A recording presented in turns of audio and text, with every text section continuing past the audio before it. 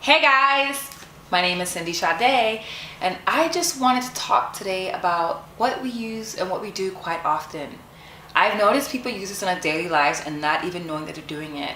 If I mention it, you probably won't even know what it is. It's called cognitive dissonance. Cognitive dissonance is basically having thoughts, beliefs, or attitudes that are inconsistent with each other, and that causes psychological discomfort.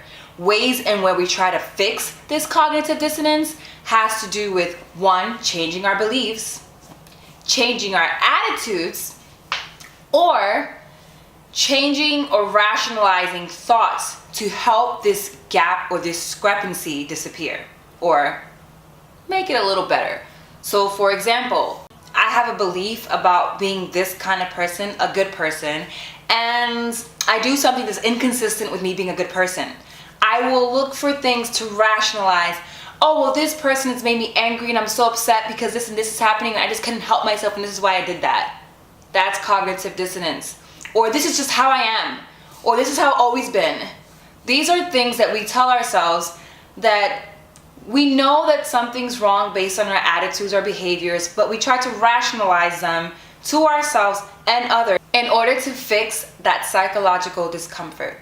So the last one that I have is based on people just accepting that they do have two different ideas and beliefs that are inconsistent with each other.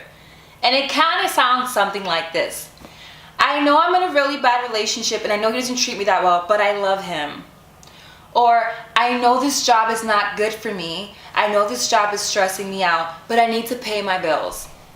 So it's accepting the good and the bad, two inconsistent ideas, but f it.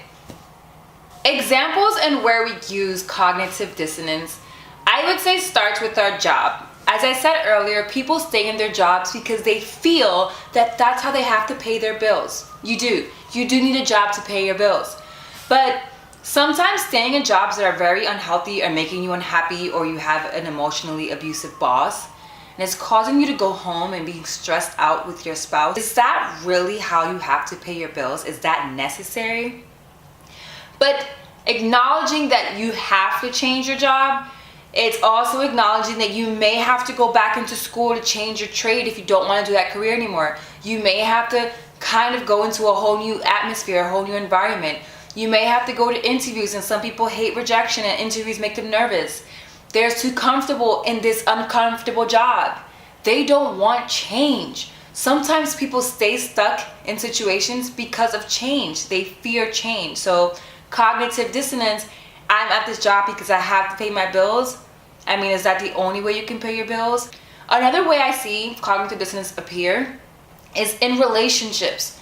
People stay in relationships, really bad relationships sometimes, because they have children or bills or mortgage. And I get that. Those are really serious things. I'm not acknowledging that.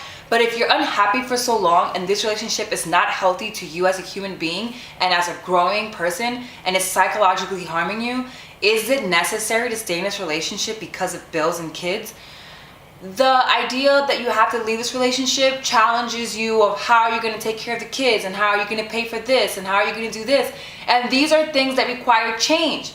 So it's easier for us to excuse ourselves from having to take responsibility for change in our lives and say, I'm in a really bad relationship, but I had no other choice, or this is how I need help, or I won't be able to make it out there with my kids by myself. Yeah, I hear you. Those are really good excuses, but it's still cognitive dissonance. Doesn't change the fact that you're actually using ways to kind of fix the circumstances or patching them up temporarily. You're in a really bad situation. But acknowledging that you're in a bad situation is going to require you later on to change. The third thing that I see that cognitive dissonance is very apparent in a daily life is really simple things like our ideas or things that we've said or behaviors.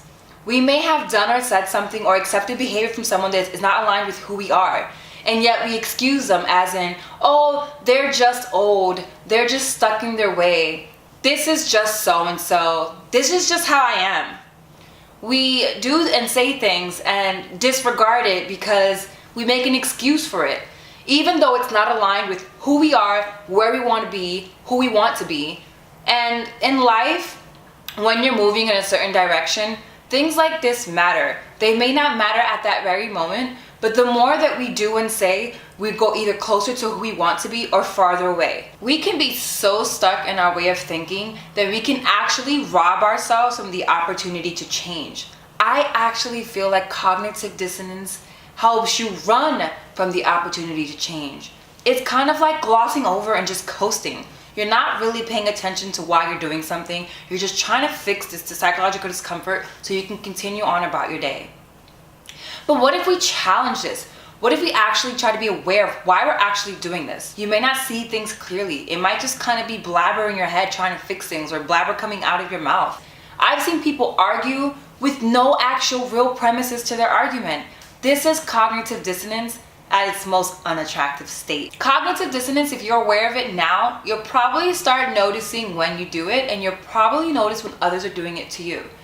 But the only thing I would say is, don't judge, just ask questions. And it doesn't have to be out loud, doesn't have to be anything, just ask yourself. Because cognitive dissonance, if you really pay attention, is the perfect example, the perfect thing, the perfect catalyst for change. So my final thought and conclusion is, the next time you're defending something or protecting something, I would ask yourself, why?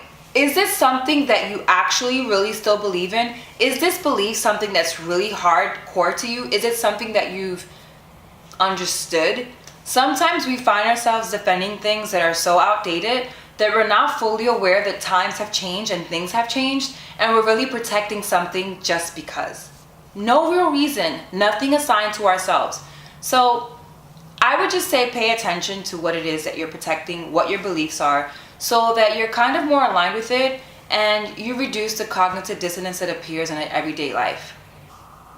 And that's all I have to say about cognitive dissonance. I hope you guys take this into consideration the next time that you're doing, behaving, or you're feeling some type of discomfort.